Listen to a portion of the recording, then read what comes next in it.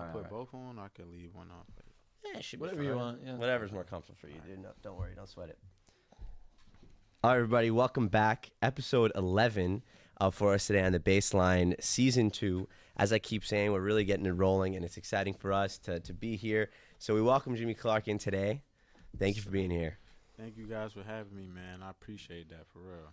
We're excited. I just was saying before how we use this platform as an opportunity. We have a beautiful studio here to get in here and really just hear every story from athletes that end up here playing in Israel. And as I said, everyone is so different, and it's never the same. We have unique journeys, and you especially. Just reading about you and where you've been and your ups and downs in your career, it's just been amazing. It's inspiring, honestly. And to have you here playing in Herzliya, we've been to a few games.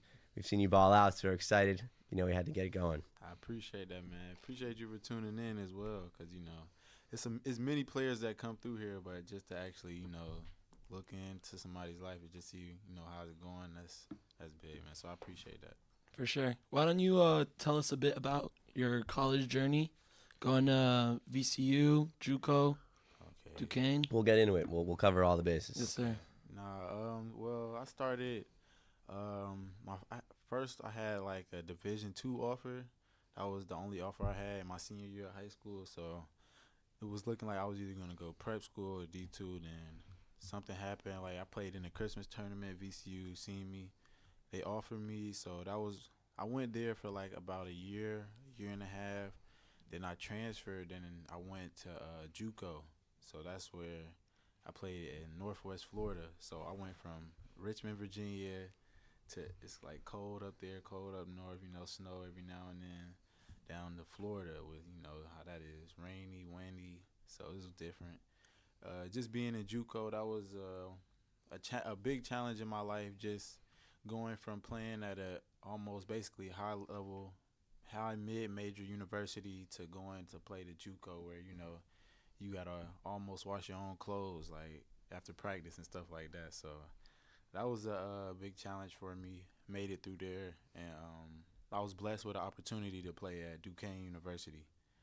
So JUCO is like where Division I schools or D2, D3, whoever wants to offer, really just D2, D1, whoever want to offer you for JUCO. So they end up offering me for Duquesne in the same conference as VCU. So I got to go back to the same conference that I went to coming out of high school. So that was a blessing as well, just being able to have that experience and that opportunity. So I ended up finishing my college career, at Duquesne.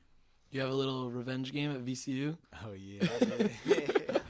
Yeah, it was pretty dope, man. It was a great opportunity, it just presented itself just for me, and just the guys I had on my team, they knew what I was going through. It just like what I was thinking about coming up to that game. So kudos to them helping me out win that game for sure. Totally. So another thing that I was reading about was you playing at VCU, right? Guys like Bones Highland were on that team, so future pros, and then your role changed a lot. Back at VCU, you were a defensive guy. That's what you did. Still to this day, I saw a nickname, they called you Pittsburgh Steeler. I thought that was cool.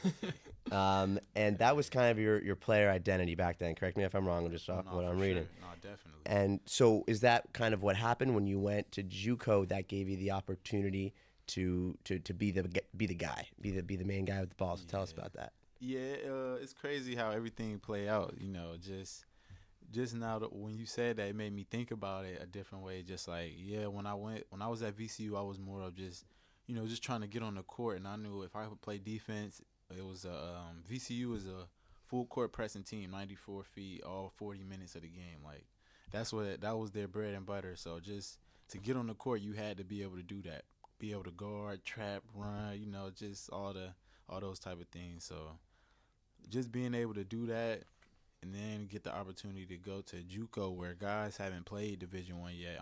I'm the only guy that played Division I, maybe like one or two other guys, but it wasn't more than probably three. So we're the only guys that actually played D1, and just being able to take that role and just step up and start scoring a bit more. Just some of the things that I would do in high school. So that's what I would say. Like it was just really trying to find my role at VCU, and then I started to feel established once I got in JUCO, and then they progress from there. What helped you stay consistent when you went to JUCO after coming down from VCU?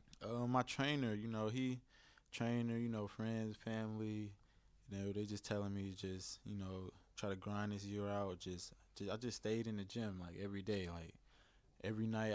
We'll practice in the day, morning, lift weights, practice midday. Then later on that day, I'm right back in there.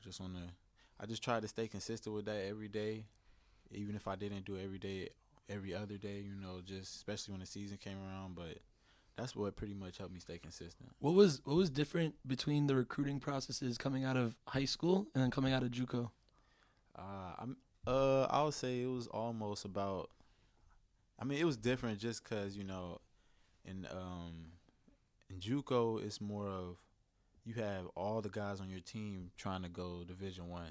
So in high school, some guys know they're probably not gonna play basketball after high school, so it wasn't really that same edge and just trying to really figure it out. But when I got JUCO, it was almost just like, for me, looking at it, it was almost just like, I just want to get back to where I belong. It wasn't really just more about, I hope this school can get me. It was just more about, I hope a decent school will let me produce my talent on the court and just, be beneficial for a team. So that was really what I was looking for.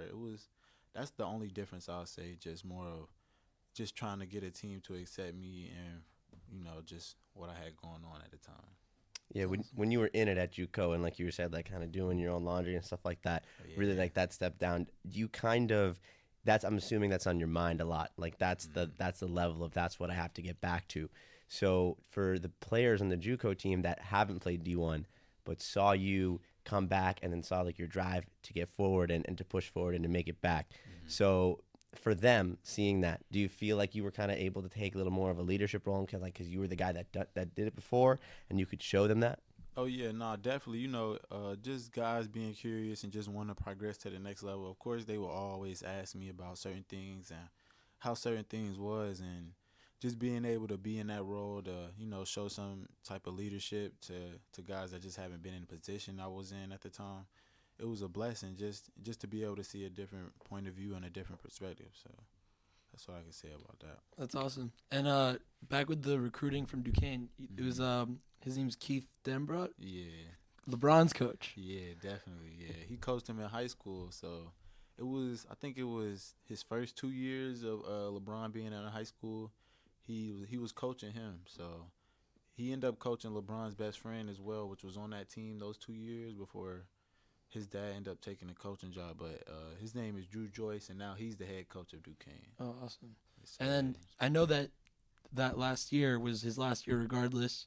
Halfway through the season, you guys were doing okay, not so great, and you guys went off. Yeah. What happened there?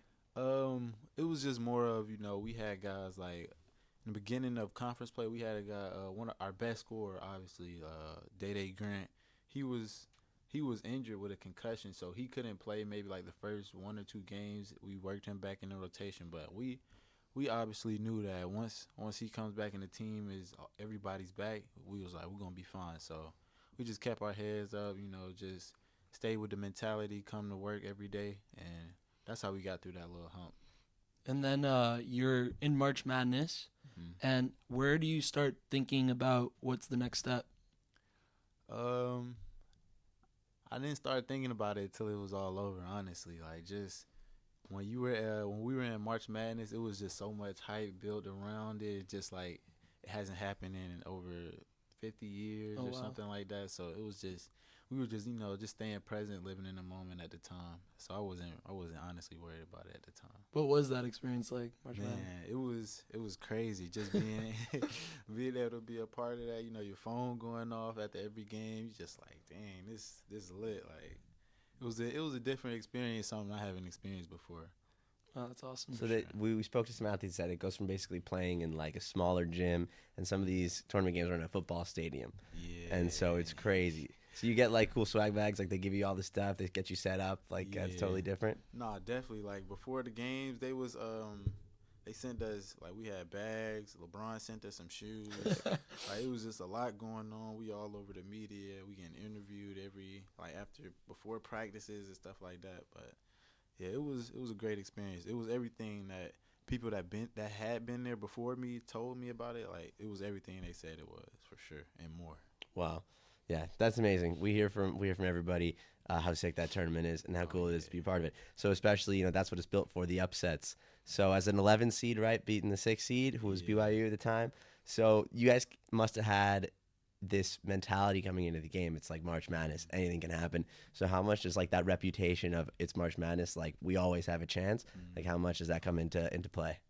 Oh man, it came into play a lot. Like just being able to see, as you growing up, you hear about March Madness, see, all the upsets, and just like actually like, wow, I got a chance to make an upset happen. So just to see that, I think it was, they said like almost like 92% of the brackets were busted after we won that game. So it was like we just messed everybody's bracket up. So it was just like, dang, like that's crazy. It was just fun to be a part of, man. Yeah, fun to be an underdog. How was it like? How was it like going to throw the first pitch at the Pirates game? Oh man, that was different.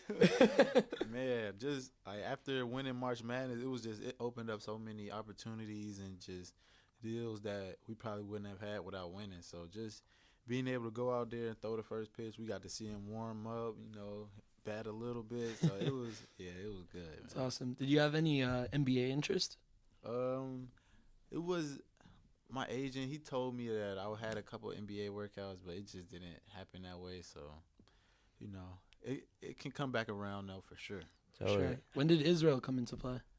I would say maybe almost at the end of the summer. My agent, he told me about it, and I know with the situation that was going on with the war and everything, like I just heard about it, so I was just like, wow, that's funny. I get a offering something that's going on like that. So, but I looked into it, did my research, and then I thought about it. Prayed to God, and I just thought it was a good decision.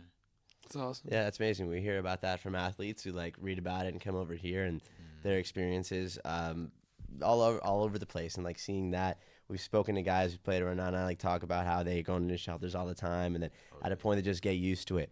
So you coming here, you didn't come before, like you came right in the middle of it. So tell us a little bit about the adjustment and you kind of having to deal with all that, because talking to athletes here, it's like every place we spoke to players playing China, playing Greenland, playing who knows where the fuck they're playing. Yeah. But it's just here, out of all places, like you have the beautiful beach and the good food, but there's then more. You get woken up in the middle of the night. Right. So tell us about just the adjustment a little. I mean, I was just crazy. I was just talking to my family about it. Just like, I feel like y'all have, like, everybody has their own problems. So I just look at it as like America have their own problems. Like you probably gotta watch your back, damn near every day. Like you could walk to the grocery store, you gotta make sure there's nobody around. But like here, I actually feel safe until I hear the sirens. Of course, like that's the only difference I see is just like that's America's problem, and I feel like that's the problem like that they encounter sometimes over here as well. So totally. Have you kind of, what's your first impact, I guess I'm losing the word, of like the people here? Like what do you think about them, and how's it like coming over here? Impression, that's what I'm talking about. But yeah, you first coming over here, I assume you haven't been here before, and like did you speak to people who had played here, and then what did they say about it that was like, all right, I'll try it? And then your first couple days, what did you think? My first couple days was great, man. It had good weather when I first came out here. Like everything was everything, but like just hearing about people just that been here and experienced something like this, they just was all telling me like it's a great place, you should go, it's safe, it's fun, like you will enjoy yourself there. So once I started just think about it, read up on it, I was like, dang, like it kind of do seem like the right move. So yeah, I went with it. Yeah, sure. Dakari told us last week like he had heard it was a little Miami, and like that was it. He was in. He's like, then he came here, goes to the beach, he sees the girls, and he's like, it's a good time. So that's super cool, and to hear that from athletes, and like that's their perspective is awesome. But what's it like being here now, being in the pro game, and that kind of change? Well, I guess maybe in the college ball with NAL and all these deals, it's more of a business than it was. But now you're here, and now you're playing, and all these guys are on 1-year contracts. And what's it kind of like in the locker room or talking with your teammates to kind of understanding that while everybody wants to win, everyone's also playing for their next contract, and they're playing for their job and all that. So what's that difference like between school and here? That's a great question. For school, yeah, like for school, it's more of like we're all just trying to win so we can accomplish something together. Like it's more of that's why I'll say it's like more togetherness, and then it's just not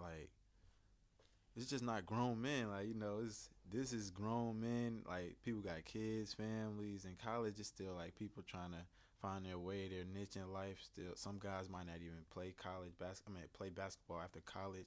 So it's like some people just make those sacrifices without even like thinking about it twice, just because we're living together. We know like this is a 4-year thing. You feel me? So it's like now once you're in the pro, you gotta really separate. Just like not really separate it because it all comes together. Like say if the team wins, everybody's gonna have a good contract. Everybody's gonna like that's why I think everything is everything. Because in college, if you win, you accomplish something. In pro, if you win, everybody gets to move on with something better for their lives. So it's just like sometimes it doesn't seem that way. Like say if you're on a bad team, I done seen people that went pro that's older than me that told me like, yeah, I play on this team, but some of these guys just want to play for their next contract. So it's like everybody's out there playing for themselves.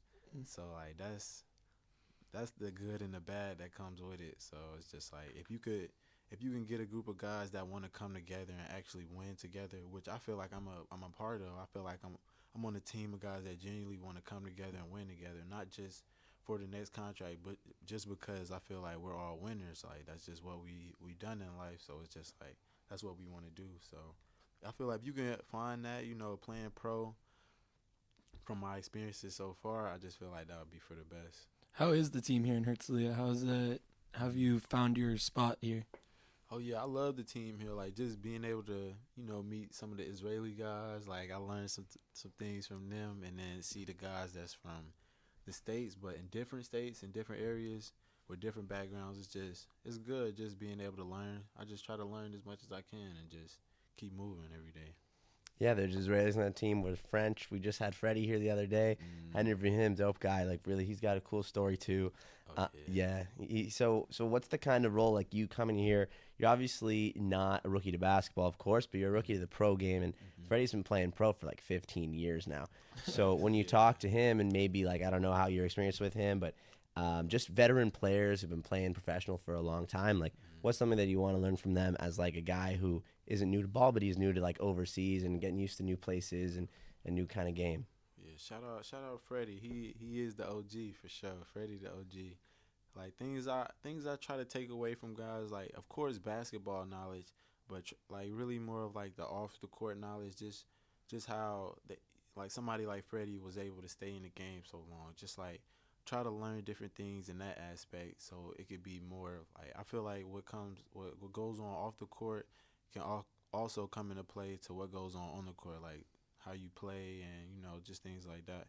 So I try to learn things like that, just asking him what does he invest his money in, and like what does he do to just stay on this side of just professional basketball on the good sides and be able to play so long. So that was the type of things I try to learn from the OGs and the vets, but of course they're gonna give me basketball knowledge always for sure. Have you thought about your next step, or we're not there yet? That comes into play sometimes. Just thinking about life. Like sometimes I think like, what would I do when I'm done playing basketball? Just like, I think I would be more into like investing in businesses, or just like everybody says that, but I don't know specifically. So do you want to stay in Herzliya for a little while with this team? Like, what do you mean, just on this like team? Basketball wise, yeah. Oh yeah, for this team, I mean, you never know what comes for the future, but like as far as like how everything is going now, for sure. Like I love this team, I love the program, like the people that helped me and put me in this position. I appreciate and applaud them for everything that they've done. So yeah, I don't have no complaints. How do they help you with like recovering and getting prepared for games? We have a couple trainers. Shout out to the trainers. They help us with everything. Like I didn't came out here to y'all have like herbs, like natural herb. They probably give you some like crazy shit. They're not giving that to us. They're saving that to the guys that come play ball here. Yeah, they giving me like natural herbs. Like if I'm hurting one, like a sore ankle, put the herb on there, go to sleep. That I magic wake Jewish up. healing. Yeah, like I'm like, dang, this different, man. I love it out here. So yeah, that's kind of the recovery we get. We got a hot tub in the training room, so just things like that. It's That's awesome. awesome. How does the like equipment kind of compare from like playing in D1? Yeah, Yeah. I mean it's different just because like I feel like over there is more like. I mean, y'all stuff is age, but I just feel like over there it's like more like I don't know how they say it, like just uppity type stuff. Like Yeah. they have like cold and hot tubs in the wall, stuff like that. Mm-hmm. So like, I mean, it's good here though. Like, don't get me wrong, because this is like it's just a different experience, like a different environment. So I don't look at it as no different. I just feel like it's almost the same. It's just in a different way. Totally. Like kind of getting used to that because, you know, at Duquesne, you got your own facilities and here you're sharing a court with like the second graders that are coming in to hoop. So but if you have the attitude that you do, which is like amazing and it's, you're not in the same place, so you really can't compare it. And like you're grateful for what you have and the trainers and the staff, like that's super dope for us to hear because we've had guys on here that kind of like, yeah, sometimes I go somewhere and it's not great and that's the reason why I want to go or leave. But when you have that attitude of like you can't expect it to be the same place because it's not, then that's going to serve you well. No, but that also goes back into when I played in JUCO. So it's like being at VCU, having like basically the best of everything, you know. Then you go to JUCO where it's like almost the worst of everything. So it's like it's just being able to have a different perspective and point of view of things. It really changed my mind about a lot. So I could definitely say that. Dude, that's awesome. So, like, not only facility-wise, that changes so much, and that's super cool, but for the game-wise, and the speed of the game that you've playing D1 at VCU, and then you go to JUCO, maybe the game slows down, you take a different role, then you're a beast at Duquesne, coming here, and, like, what's the game like for you and your experiences? We just had our guest earlier who told us, like, so much more physical in his opinion, and it was funny. He told us that the referees, you never know what you're going to get on each given night. So just from the actual game-wise, like how are you enjoying the game here, the different spacing and stuff like that? I also want to add, do you think it elevates your game being like more physical? I love the fast pace of the game, like just being able to just like take off, you know, be able to use your athletic ability and instincts. Like, I love that part of playing professional. I feel like I get to do it a lot more often. Like sometimes in college, it's like guys are not professional, so it's like you know, it might not be the same spacing, especially you know playing at mid-major level. Like sometimes it's not the same spacing, but like playing pro, it always seems like it's more than enough space. It's just putting guys in the right position. So like that's the way I see the game is different, and like the officiating. Oh my gosh, man! No. Listen, we're not an official. No one knows we exist. Yeah, so we can shit you on can them say all whatever day. you want. This is open Man, space. This is the worst officiating I ever had in my life. Like, bro, oh my god. How do you even speak to them? I try to just speak English, but you know they speak Israeli. It messed me up. 'Cause I'm trying to speak English to them, but it don't be working. So they think I'm trying to like cuss them out or something because they don't understand what I'm saying. Then they just give me another foul. Now I'm sitting on the bench, 4 fouls. I have a question actually. Who's the guy who's like all the way at the far end of the bench who's always yelling? You know what I'm talking about? That old guy? You talking about close to the coaches? Yeah. That's our GM of the team. That's the GM? Wow. Dude, I always see him yelling his ass off. You know, L Dad crazy as hell, man. He crazy as hell. But it's all genuine though. It's all love. Like he just love winning. I guess he love basketball so much. Like he just real passionate about it. So I see that when we come. I also notice how like in these games, like the more I go, the more I notice it is like how they're announcing during the game. Oh yeah. How is that like? What is going on through your head when they're like Jimmy? Like, nah, it's good. It just make you like, oh shoot, let me lock in again. Like I gotta stay locked in. you tune that out. Yeah, I try to. After I hear it, it just make you want to just lock in. You know, not be too worried about the outside noise and the outside crowd. So, but it's great though. I love the atmosphere. Is it like really different coming from probably like rivals in D1 from Duquesne or VCU and then playing out here and going to like a Hulon gym or something like that where they're yelling, screaming. Yeah, it's definitely crazier because I don't understand what they're saying. I don't know what the hell they say. I'm just like, damn, like what they talking about. But they going so hard. It's just like, dang, okay, like this different. Like this a different atmosphere. So just in that aspect alone, it's just like this crazy. Like you don't understand what they saying, but they so hyped. So it's good though. I love it. It's cool. Yeah, it's intense. We've had different guests tell us about like different crowd levels. Oh my and God, here Maurice. they really do get kind of crazy here. And even when we come to the Herzliya games, like you get the little Herzliya corner and it's cute and they're trying, and a lot of times they get pretty hype. But then like the fans travel and you look on the other end, there's like 30 guys with no shirts just swinging something. Yeah, in our home court, they over there acting like it's there. I'm just like, nah, this crazy. It's different, especially when we played Jerusalem. Yeah. Oh my gosh. Yeah, that was different. They get lit. Jerusalem goes crazy. Yeah, they get lit. I can't wait to see their atmosphere in their home gym. Yeah. Yeah, Wow. it's gonna be great. So you guys are having a great year. You know, one of the top records in the league. What's kind of been the thing that's been holding this team together? Like besides for everybody wants to win, but where do you feel like your strengths are as a team? Because we've really been Herzliya fans for like 3-4 years now, and so we were real good one year. We won a couple years back. Last year we were fucking terrible, and we went to all the games. We're like, man, this team is so bad. We need some help. And then this year, like, it's been honestly sick for us to see the not to team. boost your ego too much, but I think you're the first like real point guard that we've seen here. Like, so this team's very, I would say, bouncy. First of all, a lot of athleticism. you guys are big too. Got some good rebounding. So what would you say, like he's saying, what are your strengths out here? I just feel like, you know, since like even you see it, like just being a student and watching like a fan of the game, like being able to see it's a lot of athletic guys on the court. So just being able to play fast, like just run up and like yes, like everybody say a cliche, like run up and down. Like that's literally like the best way we could play is just keep running up and down and just, you know, play together, find each other. And I feel like we're unbeatable when we do that. So How would you say the coaching is? coaching is great. Like we have some of the best coaches. We got a coach that's, you know, we got the head coach, you know, he chill, laid back, but he'll get on your ass. And then we got the assistant coach, he go crazy. And then we got my guy Ben, he a little bit of both.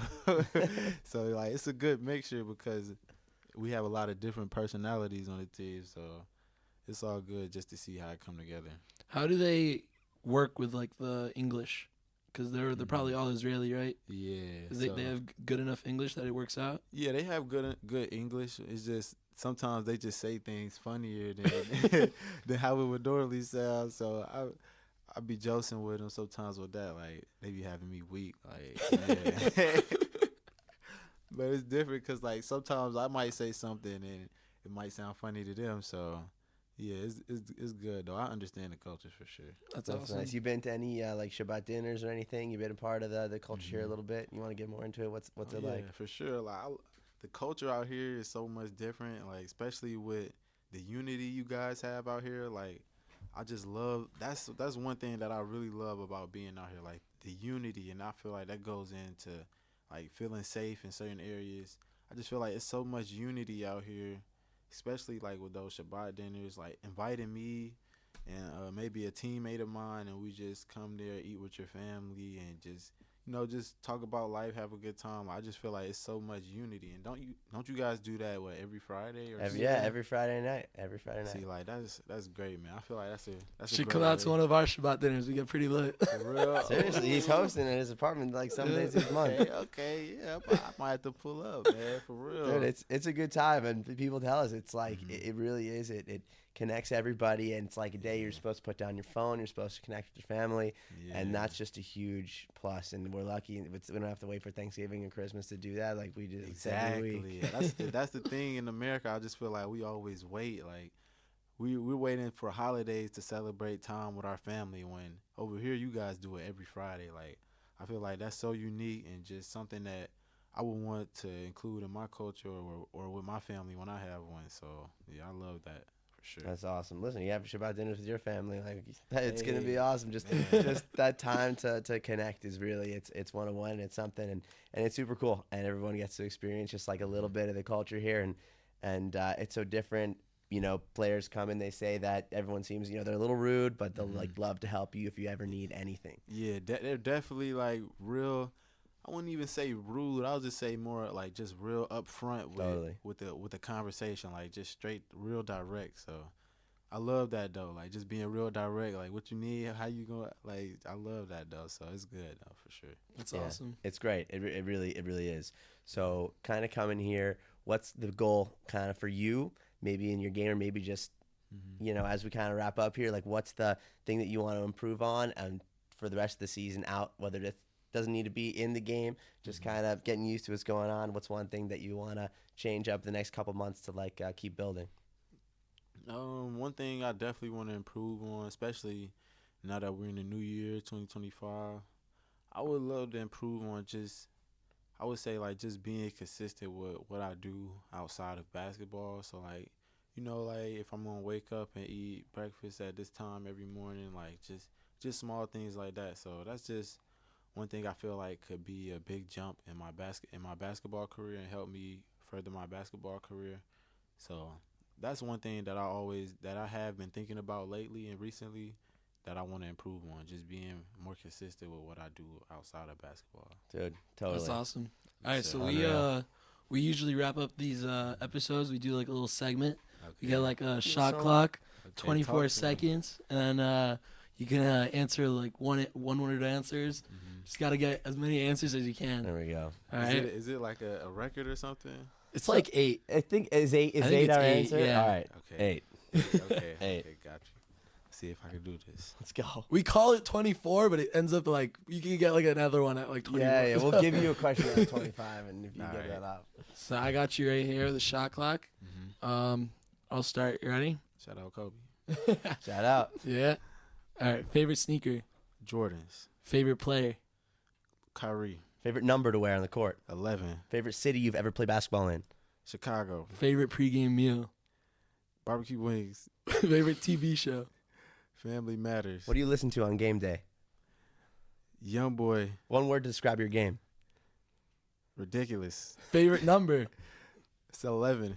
Oh, that's good. I didn't realize that. That was 9. That's I got beast. 9. Good shit. Good Yeah. shit. Record setter, bro. You know, great interview. Seriously, that was Yeah. awesome. So cool. Hear your perspective as all the athletes here, and thank you for coming Yeah, I in. really appreciate you coming, dude. Oh, yeah. I appreciate you guys having me, man.